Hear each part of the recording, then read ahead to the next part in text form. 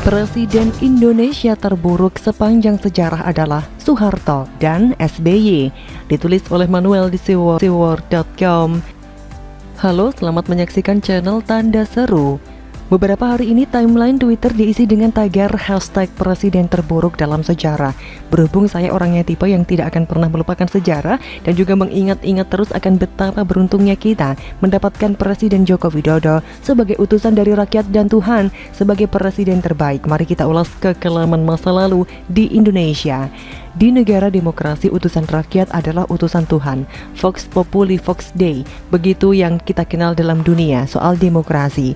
Angkatan yang lahir di tahun 70 sampai dengan 80-an sudah sangat mahir mengetahui betapa buruknya kepemimpinan Presiden kedua NKRI Soeharto yang dianggap oleh beberapa media sebagai diktator terkorup. Bukan sekedar terkorup, tapi diktator. Sedangkan SBY sebagai presiden yang saya kira autopilot. Sebelum kita ulas satu persatu alasan mengapa SBY dan Soeharto menurut saya adalah paling buruk, kita lihat dulu latar belakang munculnya tagar presiden terburuk dalam sejarah yang dibuat oleh pembenci Jokowi. Kita sebaiknya samakan persepsi terlebih dahulu, samakan point of reference. Di dunia Twitter kita pasti sudah tahu arah dari gerakan narasi para pendukung Febri Diansyah, Novel Baswedan, SJW dan para kadrun HTI FPI yang memang dunianya hanya di Twitter. Mereka ingin memframing Presiden Joko Widodo dan beberapa tokoh nasionalis seperti Ganjar Pranowo seburuk mungkin.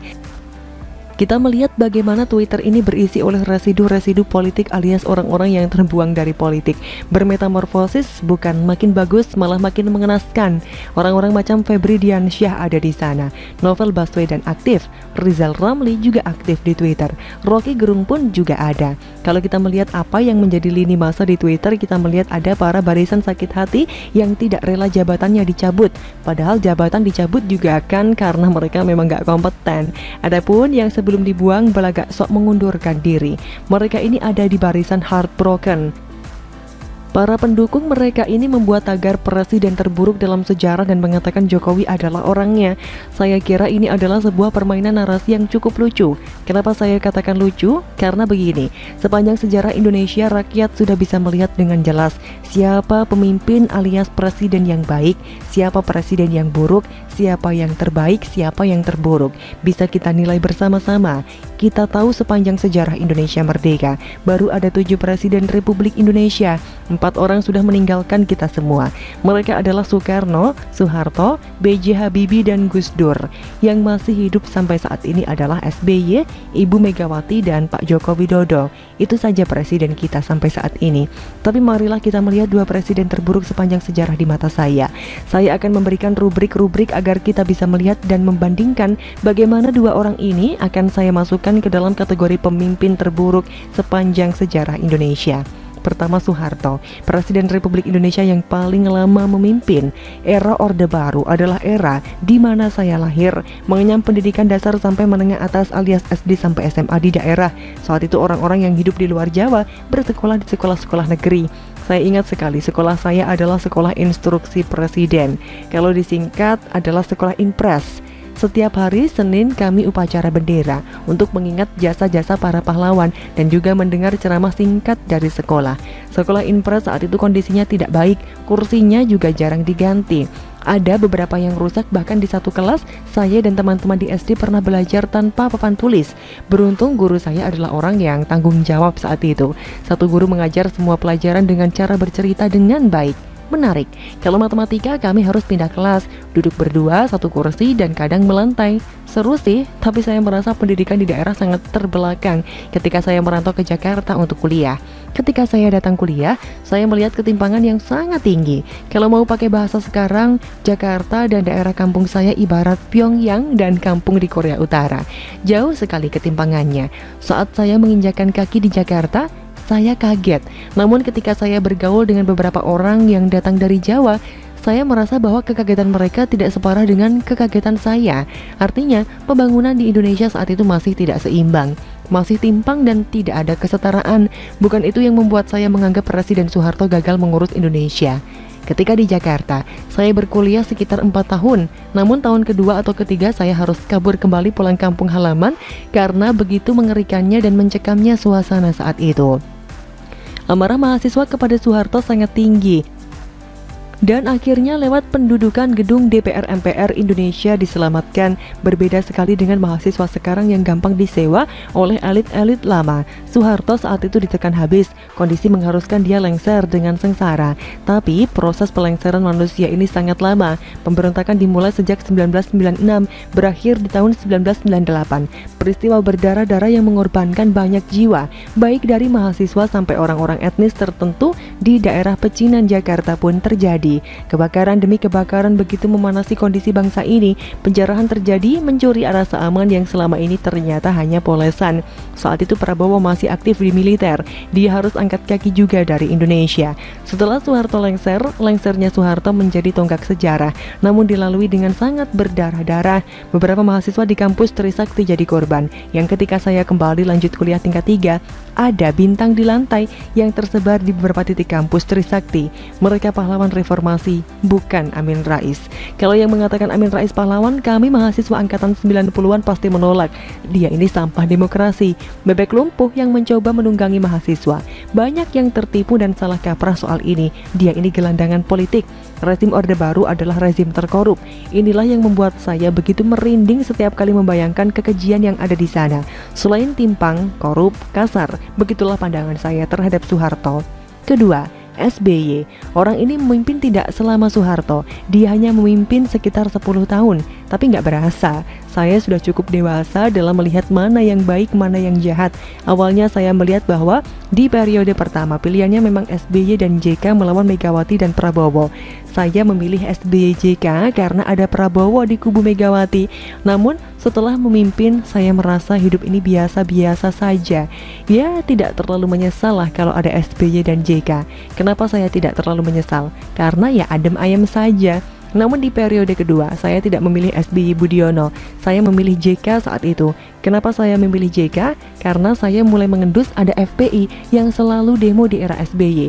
Meski pernah ditangkap di era SBY, saya melihat SBY ini agak permisif soal HTI. HTI dibiarkan ada, dibiarkan memprovokasi orang-orang. Akhirnya saya memilih JK bukan karena saya suka JK, melainkan karena saya nggak suka SBY. Dan terbukti, selama dia memimpin, produknya hanya barang-barang yang nggak jadi. Candi Hambalang, mega korupsi terjadi di internal Demokrat, Antasari dibungkam, KPK berubah dari penegak hukum jadi penebang pilih, tebang pilih kasus. Setelah Antasari check out dari KPK, KPK diisi oleh orang-orang macam Novel Baswedan, Abdullah Hamahua, Febri Diansyah, Bambang Wijoyanto yang sekarang kita tahu ada di mana mereka. Bukan hanya Soeharto, SBY ini juga banyak proyek-proyek mangkrak. Kalau berani, BEM UI bikin dong julukan buat kedua orang ini. SBY adalah King of Mangkrak, sedangkan Soeharto adalah King of... Wah, jangan saya lanjutin deh, takut nggak ditemukan nanti. Lihat saja karat-karat yang ada sekarang. Siapa yang ribut sama Menko? Anaknya Soeharto kan? Lihat saja siapa yang keluar-keluar terus soal penanggulangan pandemi. Anaknya SBY kan? Like father, like children. Ada benarnya, begitulah anak-anak. Bagaimana menurut Anda?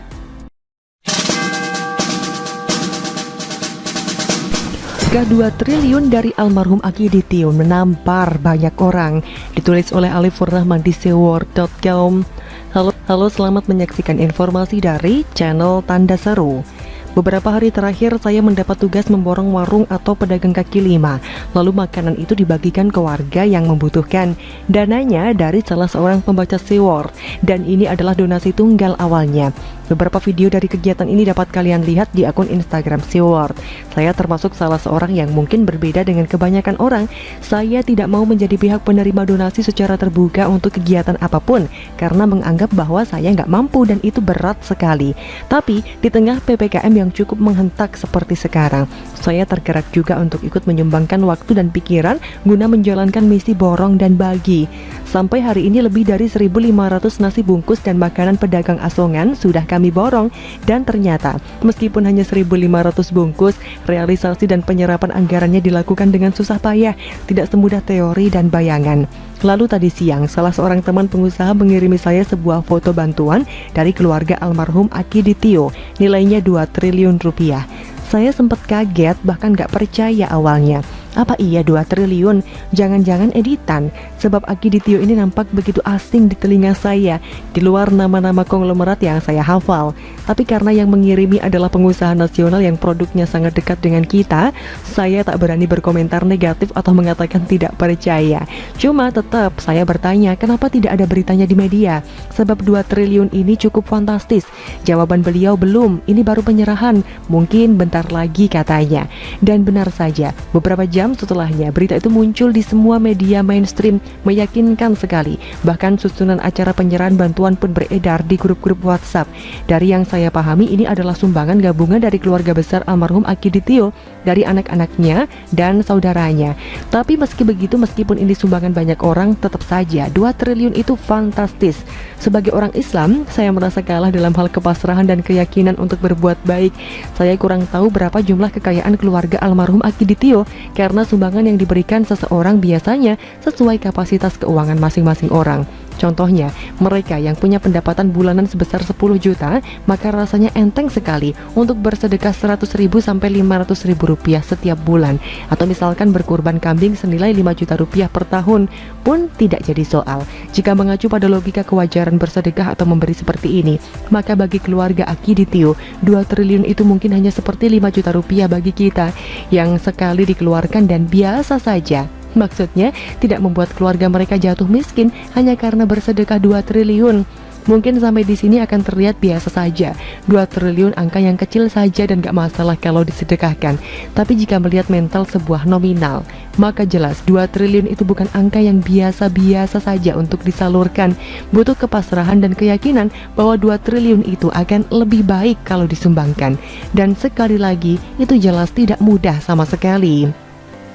Sumbangan 2 triliun ini menampar muka banyak orang-orang yang selama ini fasih bicara soal agama dan kebaikan, karena ternyata keluarga Akiditio yang selama ini jarang muncul di media, gak pernah pamer-pamer, kini berani muncul ke permukaan media.